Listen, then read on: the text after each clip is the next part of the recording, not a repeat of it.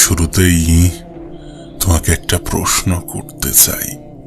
প্রশ্নটা ঠিক এমন যে তুমি তোমার জীবনে এখনো পর্যন্ত কতবার হেরেছ।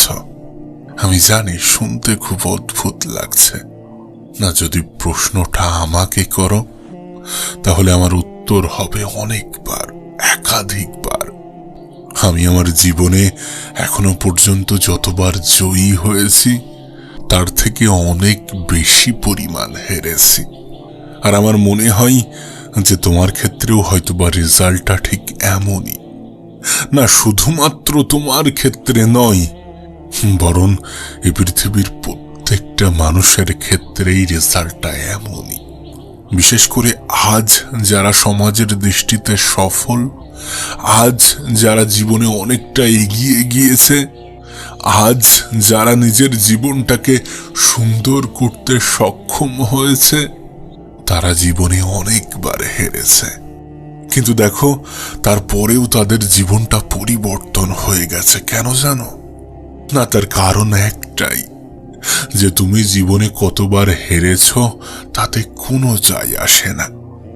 তাতে কোনো যায় আসে না, কারণ তোমাকে শুধুমাত্র একবার জয়ী হতে হবে। আর তোমার এই একটা জয় তোমার সমস্ত হারের যোগ্য জবাব হবে। তোমার এই একটা জয় তোমার সমস্ত অপমানের যোগ্য জবাব হবে। আর জীবনে জয়ী হওয়ার জন্যে ভিন্ন কিছুর প্রয়োজন পড়ে না, ভিন্ন কিছু করার প্রয়োজন পড়ে না, বরং কোনো কিছুকে ভিন্নভাবে করার প্রয়োজন পড়ে। যারা জীবনে জয়ী হয় তারা ভিন্ন কিছু করে না, বরং কোনো কিছুকে ভিন্নভাবে করে, এবং তারা মনে করে যে তাদের লড়াইটা কোনো ক্ষুদ্র সময়ের জন্য নয়, বরং একটা বৃহৎ সময়ের লড়াই। যে লড়াই জেতার সব থেকে বড় অস্ত্র হচ্ছে মেহনত।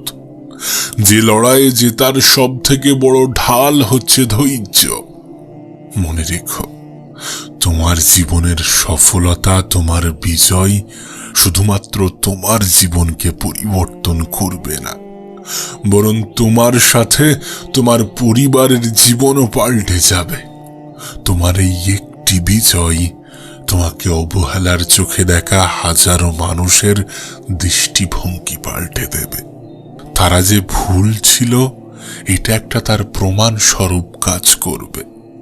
আর তুমি যদি চাও যে ছেড়ে যাওয়া মানুষগুলো ফিরে আসুক, অবহেলা করা মানুষগুলো অনুভব করুক, অপমান করা মানুষগুলো আফসোস করুক, তুমি যদি চাও তাহলে শেষ নিঃশ্বাস পর্যন্ত চেষ্টা করো, নিজের সর্বত্র দিয়ে চেষ্টা করো, যেন তোমার মেহনত 8-10টা মানুষের জীবনের ইন্সপিরেশন হয়।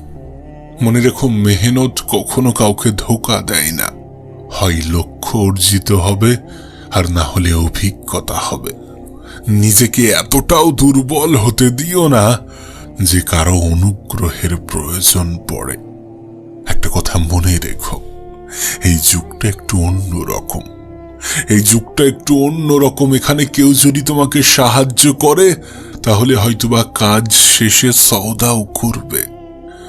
নিঃস্বার্থ ভালোবাসা এটা তো শুধুমাত্র সৃষ্টিকর্তার তরফ থেকে আসে।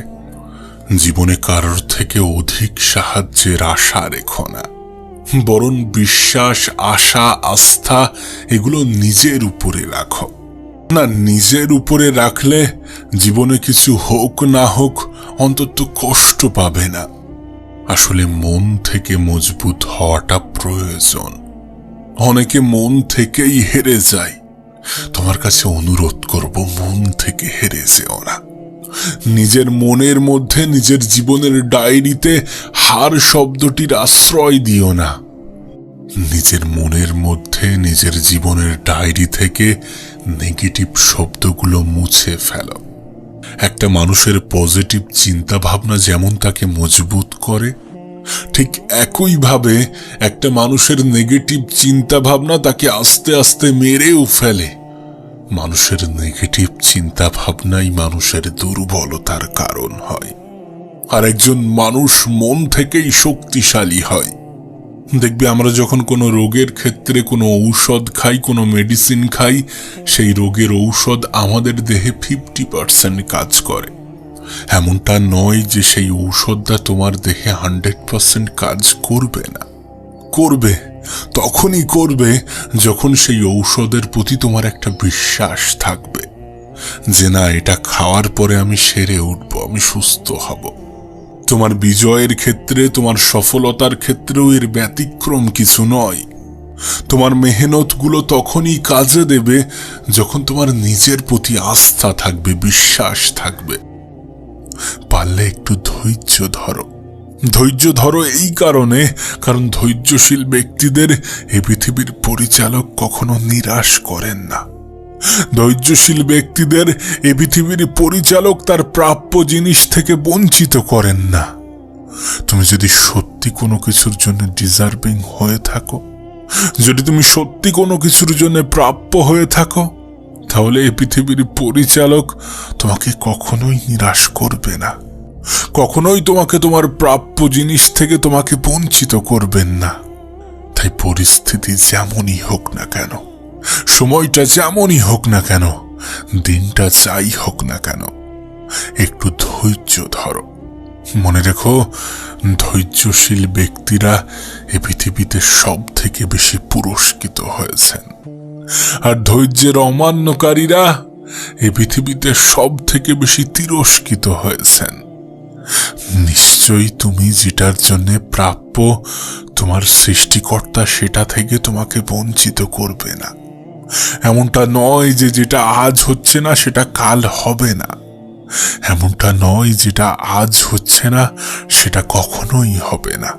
মনে রেখো, সময় পরিবর্তনশীল, সেটা ভালো হোক বা খারাপ। আমরা এটা ভুলে যাই যে সময় পরিবর্তনশীল।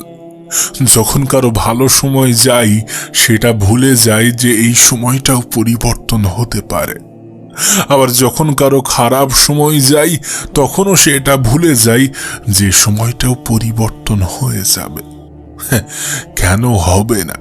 অতীতে তার সাথে এমন কিছু ঘটে গিয়েছে, তারপরেও যদি মনে হয় যে তার সময়টা বদলাবে না, তাহলে আমি বলবো এটা তার একটা ভ্রান্ত ধারণা। কারণ সময় পরিবর্তনশীল। আজকের দিনটাও বদলাবে।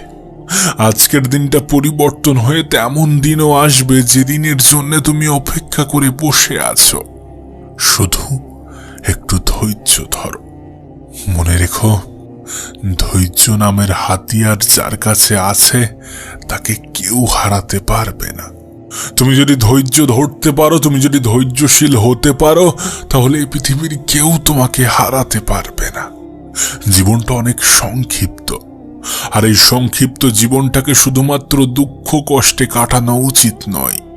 তুমি এটা অনেক ভালোভাবেই জানো যে তোমার থেকে খারাপ জীবনে পৃথিবীর অনেক মানুষেরই আছে, যারা শুধুমাত্র তোমার মতো জীবন পাওয়ার স্বপ্ন দেখে।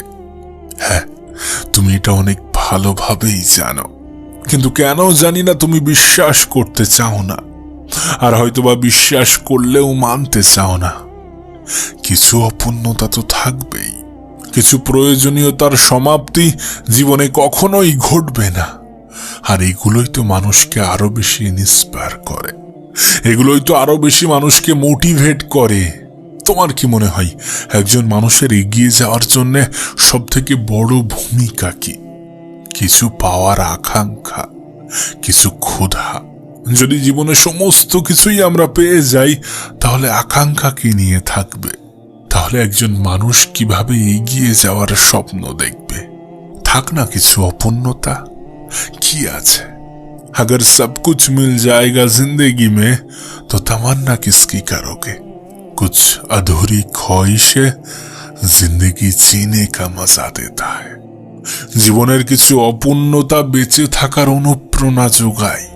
হ্যাঁ, বেঁচে থাকার অনুপ্রেরণা যোগায়। মনে রেখো, তুমি একা দুঃখী নও।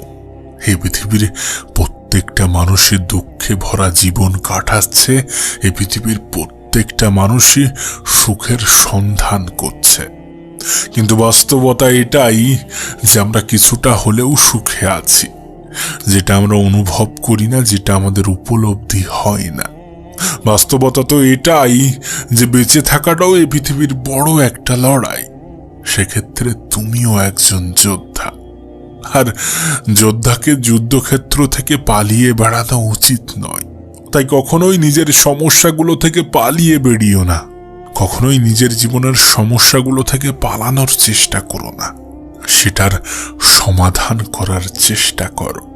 মনে রেখো, এ পৃথিবীর পরিচালক কাউকে তার যোগ্যতার চেয়ে অতিরিক্ত চাপিয়ে দেন না, কারোর উপরে এমন কিছু চাপিয়ে দেন না যেটা সে নিতে পারবে না, যেটা সে গ্রহণ করতে পারবে না, যেটা সে টানতে পারবে না।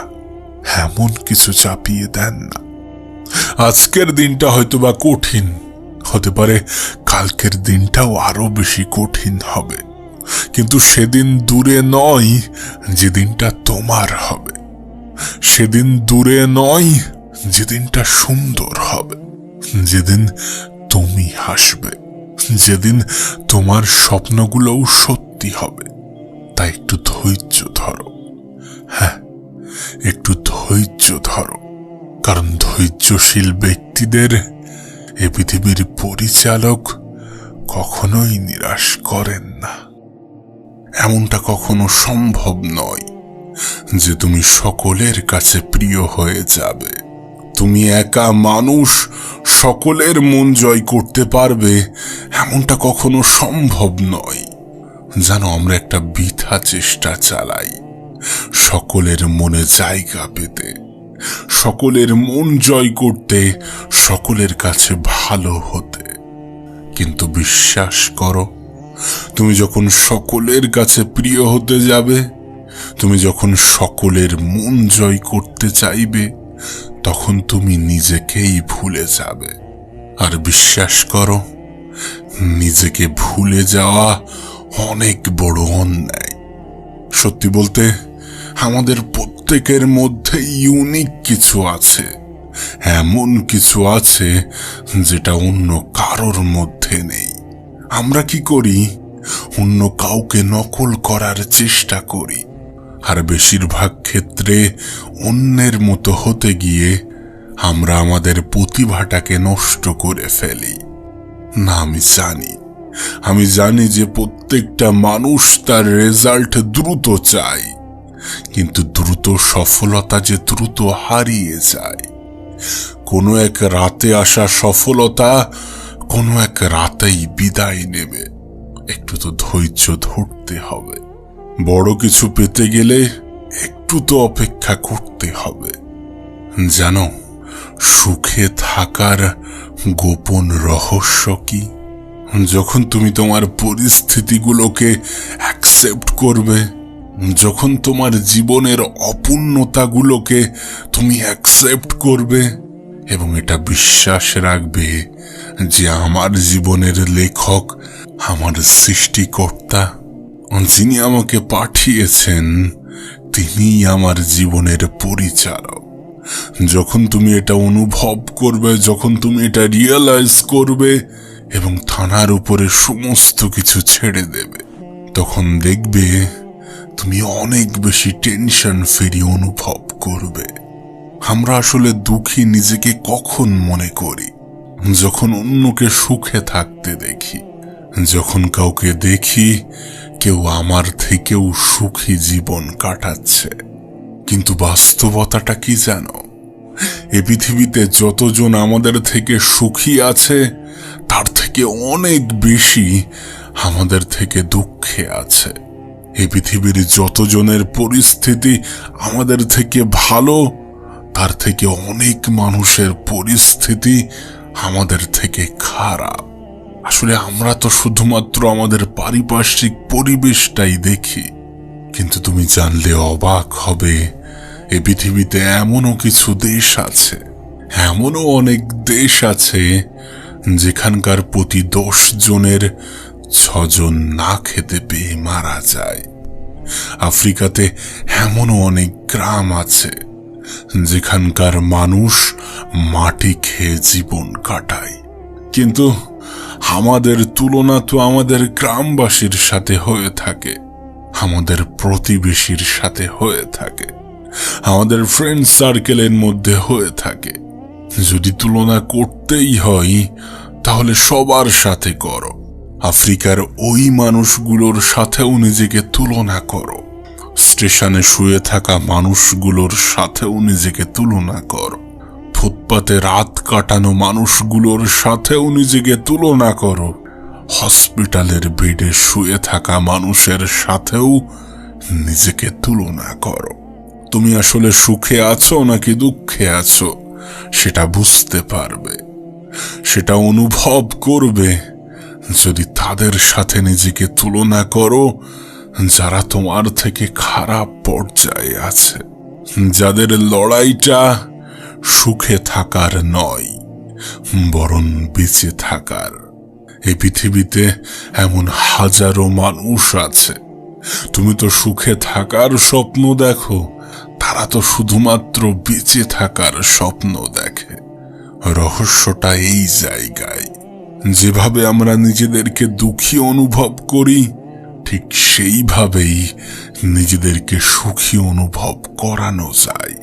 তুমি হয়তোবা এই বিষয়ে অবগত যে পৃথিবীর প্রত্যেকটা মানুষই সুখের সন্ধানী, কিন্তু সত্যি বলতে সুখ কোনো বস্তু নয়, এটা একটা অনুভূতি। আসলে কি বলতো, আমরা যে সুখী এটা আমরা অনুভব করি না, কারণ আমরা যে আমাদের জীবনের সৌন্দর্যকে দেখতে পাই না। আমরা তো ভুলে যাই যে আমরা এই পৃথিবীতে খালি হাতে এসেছিলাম, যতটুকু পেয়েছি পুরোটাই বোনাস। আমরা তো ভুলে যাই যে এখান থেকে আমাদেরকে খালি হাতেই যেতে হবে, শুধু কিছু ভালো কাজ এবং মানুষের দোয়া ছাড়া কিছুই নিয়ে যেতে পারবো না।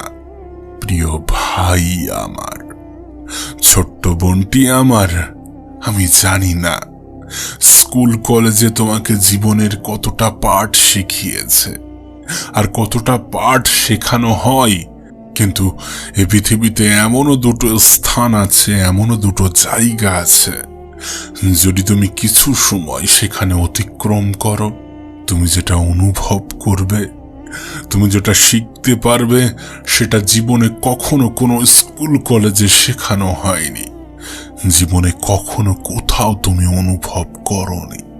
আর সেটা হচ্ছে হসপিটাল এবং কবরস্থান। আমি আমার জীবনের অভিজ্ঞতা থেকে বলছি, যদি তুমি কোনো বড় হসপিটালের ইমার্জেন্সির সামনে কিছুক্ষণ দাঁড়াও, যদি 30টা মিনিট সেখানে দাঁড়াও, তাহলে তুমি যে দৃশ্য দেখবে সেটা তোমার জীবনকে পাল্টে রেখে দেবে। কিছুক্ষণ আগে যে 1000 কোটি সম্পত্তির মালিক ছিল সেও লাশ হয়ে বেরিয়ে আসছে, আবার যে ভিক্ষুক সেও লাশ হয়ে বেরিয়ে আসছে। এবং সব থেকে অবাক করা বিষয় কি জানো, এই দুজনেরই ঠিকানা একই জায়গায়। জীবনে যে অনেক পাওয়ার দেখিয়েছে, এই পৃথিবীর মানুষকে অনেক ভয় দেখিয়েছে, সেও মৃত্যুবরণ করছে। আবার যার জীবন নিয়ে অনেক বেশি পরিকল্পনা ছিল সেও লাশ হয়ে বেরিয়ে আসছে। এবং তাদের প্রত্যেকের ঠিকানা সেই কবরস্থান, যেখানে একজন অসহায় মানুষও শুয়ে আছে, আবার একজন পাওয়ারফুল মানুষও শুয়ে আছে। একজন ভিক্ষুকের ঠিকানাও যেটা, একজন 100 কোটি সম্পত্তির মালিকের ঠিকানাও সেটা। তাই তোমার কাছে অনুরোধ করব, প্রথমত নিজের জীবন থেকে যতটা পারো কম আশা রাখো, আর সুখের সন্ধান করো না, বরং সুখটাকে অনুভব করো। পারলে মানুষের থেকে আশা কম রাখো। যখন তুমি কারোর প্রতি আশাবাদী হয়ে যাবে, তখন তোমার কষ্ট পাওয়ার সম্ভাবনা বেড়ে যাবে। তাই অন্যের থেকে যত কম আশা রাখবে ততই তোমার জন্য ভালো। মনে রেখো, আমাদের জীবনের সমস্যাগুলো আমাদেরকে দুর্বল করতে আসে না, এটা বোঝাতে আসে যে আমাদের জন্য কোনটা সঠিক এবং কোনটা বেঠিক। এ পৃথিবীতে প্রত্যেকটা মানুষের জীবনেই কিছু অপ্রিয় বাস্তবতা থাকে। এমনও কিছু বাস্তবতা থাকে যেটা আমাদের কাছে অপ্রিয়। আজকের দিনের সব থেকে বড় বাস্তবতা কি জানো? আজ মানুষকে টাকা দিয়ে বিচার করা হয়। আজ মানুষের পোশাক দেখে বিচার করা হয়। কোনো মানুষের চরিত্র, উদ্দেশ্য, ব্যক্তিত্ব যাই হোক না কেন, আজ হয়তোবা আমরা বলি যে রূপ ম্যাটার করে না, মানুষের চেহারার সৌন্দর্য গুরুত্বপূর্ণ নয়, মনের সৌন্দর্যটাই আসল। কিন্তু এগুলো শুধুমাত্র কথার মধ্যে সীমাবদ্ধ। বাস্তবের প্রমাণ নেই, বাস্তবের কোনো অস্তিত্ব নেই। যদি তাই না হতো তাহলে বিবাহের আগে কোনো পুরুষের অর্থ দেখা হতো না, এত বেশি যোগ্যতাকে হাইলাইট করা হতো না, আর মেয়েদের অত সৌন্দর্য দেখা হতো না। অপ্রিয় হলেও এটা বাস্তব যে কিছু জিনিস ভাষাতেই প্রকাশ পায়, কিন্তু বাস্তবে তার কোনো অস্তিত্ব নেই। আজ যদি কোনো মানুষ সামান্য চুরি করতে গিয়ে ধরা পড়ে, আমি হয়তো এটাকে সামান্য বলছি, কিন্তু যদি কোনো ব্যক্তি চুরি করতে গিয়ে ধরা পড়ে তাকে পশুর মতো মারা হয়।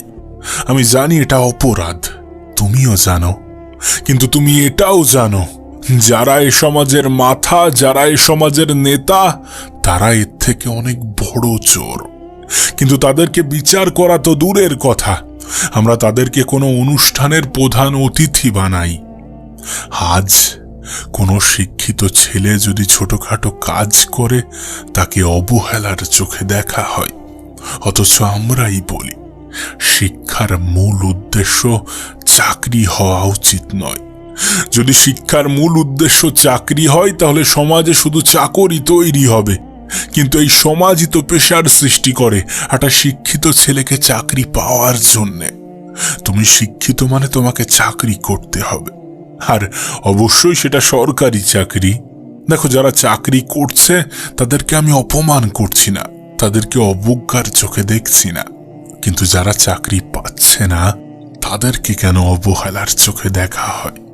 তাদের যোগ্যতা নিয়ে কেন বারবার সন্দেহ করা হয়? যেখানে চাকরির পরীক্ষা হয় না সেখানে চাকরি পাওয়া তো অনেক কঠিন না? আমরা হয়তো বা বলি যে যদি কারো যোগ্যতা থাকে তাহলে সে নিশ্চয়ই পেয়ে যাবে, কিন্তু 5 লাখ পরীক্ষা দিলে তাদের জন্য সিট থাকে মাত্র 50টা। তাহলে কি ওই 5 লাখের মধ্যে শুধুমাত্র 50 জনই যোগ্য? হ্যাঁ, আমি মানছি ওই 50 জন যোগ্য, কিন্তু আর বাদবাকি যারা পায়নি তাদের মধ্যে কি কারোর যোগ্যতা নেই? যদি শিক্ষার মূল উদ্দেশ্য চাকরি পাওয়া হলে চাকরি তৈরি হয়, যদি এ সমাজ বলে যে শিক্ষার মূল উদ্দেশ্য চাকরি পাওয়া নয়, তাহলে এই সমাজই কেন বেকার ছেলেদের এত বেশি খোঁটা দেয়? কোন সমাজের কথা বলছো? যে সমাজের মাথাগুলোই চোর, যে সমাজের মাথাগুলোই ডাকাত। আমরা হয়তোবা বলি যে আজ আমাদের দেশের বেশিরভাগ মানুষ ডায়াবেটিসের শিকার, কিন্তু বাস্তবতাটা এমন নয়। আজ আমাদের দেশের বেশিরভাগ মানুষ ডিপ্রেশনের শিকার। আর সত্যি বলতে ডায়াবেটিসের থেকে ডিপ্রেশন আরো বেশি ক্ষতিকর, কারণ ডিপ্রেশন থেকেও ডায়াবেটিস হয়। ডিপ্রেশন তো একগুচ্ছ রোগের জন্মদাতা। বিভিন্ন রোগের বিভিন্ন কারণ থাকে। আমাদের এই ডিপ্রেশনের কারণ কি জানো? এই সমাজ, পঙ্গু সমাজ। সত্যি বলতে এটা তো 1990 নয়, এটা 2024। সেদিন এবং এদিনের মধ্যে অনেক পার্থক্য আছে। যারা ম্যাচিওর তারা এটা বোঝে, আর কিছু মানুষ বুঝেও না বোঝার ভান করে। কিছু মানুষ সমস্ত কিছু জানে তারপরেও কিছুটা মজা নেওয়ার চেষ্টা করে। কিছু মানুষ সমস্ত কিছু বোঝে তারপরেও কেন জানি না কাঠি করে। সত্যি বলতে আজ মানুষ সমস্ত কিছু থেকে মজা পেতে চায়, অন্যের সমস্যা থেকেও। মানুষের জীবনের সমস্যা থেকেও মানুষ মজা পেতে চায়। যদি তাই না হতো তাহলে কোনো জায়গায় ঝামেলা হলে সেখানে 10টা মানুষ তাকিয়ে দেখতো না, সেখানে 10টা মানুষ দেখতো এবং মজা নিত না। পারলে ঠেকানোর চেষ্টা করতো, আর না হলে সেখান থেকে চলে আসতো। কিন্তু ওই যে বললাম, আজ মানুষ সমস্ত কিছু থেকে মজা পেতে চায়।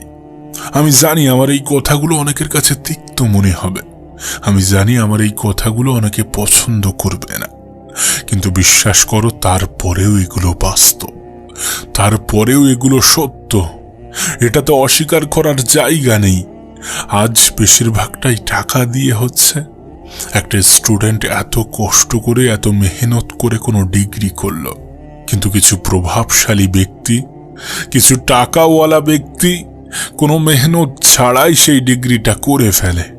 এমন হাজারো এক্সাম্পল, এমন হাজারো উদাহরণ তুমি পেয়ে যাবে, এমন হাজারো উদাহরণ তোমার আশেপাশে ঘুরছে। যে সরকার এদেশের পরিচালক, সেই সরকারের কোনো নেতা, মন্ত্রী, এমপি, মিনিস্টার সরকারি হাসপাতালে যায় না।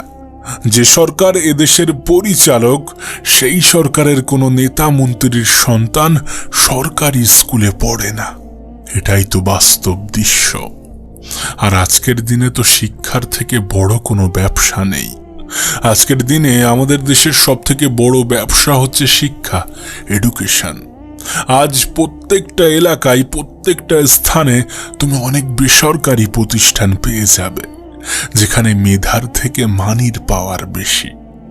আজ যখন দেশপ্রেমের কথা ওঠে তখন আর্মি, বিএসএফ এর কথা মনে করা হয়, কিন্তু শুধুমাত্র খেলোয়াড়রাই সেলিব্রিটি। যে নেতাগুলো বড় বড় ভাষণ দিয়ে বলে দেশের জন্য কিছু করতে হবে, সেই নেতাগুলোই দেশকে বিক্রি করে। আসলে এদের প্রত্যেকের মুখের সামনে একটা মুখোশ থাকে, যে মুখোশ শুধুমাত্র সততাকে ব্যাখ্যা করে, কিন্তু মুখোশের আড়ালে মানুষরূপী পশু বসবাস করে। যে গরিব দুঃখী চাষি মানুষগুলো এদেশের অন্ন যোগায়, শিক্ষা এবং স্বাস্থ্য দুটো থেকেই এরা বঞ্চিত হয়। কারণ দুই ক্ষেত্রেই তো টাকার খেলা। সরকারি হসপিটালে যতটা বেড, তার থেকে বেশি তো পেশেন্ট থাকে, আর বেসরকারি হসপিটালগুলো প্রত্যেকটা রাতের জন্য লাখ টাকা দাবি করে। তাহলে গরিবেরা যাবে কোথায়? তাতে আবার আইসিইউ এবং সিসিইউ, এগুলো তো নেতা মন্ত্রীদের কোটায় ভর্তি থাকে। এগুলো তো নেতা মন্ত্রীর আত্মীয় স্বজনের জন্য। তাহলে গরিবেরা যাবে কোথায়? আর শিক্ষার ক্ষেত্রে সরকারি স্কুলের যে অবস্থা, সেটা তো বলার মধ্যে নয়। সেখানে তো কিছু বলার নেই। আর বেসরকারি স্কুলে পড়ার মতো তো অকাত নেই। আর যতই আমরা ভাষা নিয়ে লাফালাফি করি, ইংলিশ না বলতে পারলে স্মার্ট নও। আর সরকারি স্কুল তো ইংলিশ মিডিয়াম নয়। এখানে ভূগোলের টিচারও ইংলিশ পড়ায় এবং ইংলিশের টিচারও ভূগোল। এটা সরকারি স্কুল, এখানে সমস্ত কিছু চলে। তবে এত কিছুর পরে একটাই কথা বলবো, শিক্ষা বলো বা স্বাস্থ্য, তুমি যাই বলো না কেন, সমস্ত কিছু ধনীদের হাতে। আজকের সমাজ টাকার উপরে চলে। এখানে ধনীদের নোংরামিও গ্রহণযোগ্য। এখানে কোনো কৃষক যদি লোন শোধ করতে না পারে, তাহলে ব্যাংক থেকে লোক চলে আসে। আর কোনো কোটিপতি ফেক ব্যবসায়ী টাকা নিয়ে বিদেশে চলে যায়, সেটা কোনো অপরাধ নয়। এখানে সমস্ত কিছু চলে, সমস্ত কিছু গ্রহণযোগ্য, যদি তোমার কাছে টাকা থাকে। হ্যাঁ, এটা সেই সমাজ, যে সমাজ তোমাকে অবহেলা করে, তোমাকে অবজ্ঞার চোখে দেখে। যে সমাজ তুমি চাকরি না পাওয়াই তোমাকে নিয়ে ঠাট্টা করে, তোমাকে অপমান করে। এটা সেই সমাজেরই দৃশ্য। আমি তো শুধু সারসংক্ষেপ বললাম, এখনো অনেক কিছু বাদ পড়ে গেছে, এখনো অনেক গল্প বাকি আছে। সেগুলো নিয়ে নাই বললাম, কিন্তু তোমাকে বলবো, এত বেশি সমাজকে গুরুত্ব দিও না। সমাজ কি বলবে, সমাজের মানুষ কি বলবে, এত বেশি গুরুত্ব দিও না। তুমি তো নিজেই দেখছো এ সমাজ কেমন, এ সমাজের মানুষগুলো কেমন। তাই কে কি বললো, কে কি ভাবলো, তাতে কোনো যায় আসে না। অন্যের বলা কথাগুলো মনে নিয়ে নিজেকে কষ্ট দিও না। যে যেটা ভাবছে ভাবতে দাও, যে যেটা বলছে বলতে দাও। মানুষ তো বলবেই, কারণ সত্যি বলতে এই সমাজটাই অন্ধ। তাই সমাজকে নয়, বরং নিজেকে গুরুত্ব দাও। একটা কথা মনে রেখো, যে মানুষগুলো তোমাকে অপমান করছে, তোমার খারাপ সময়ে এরা তোমাকে দেখতে আসবে না।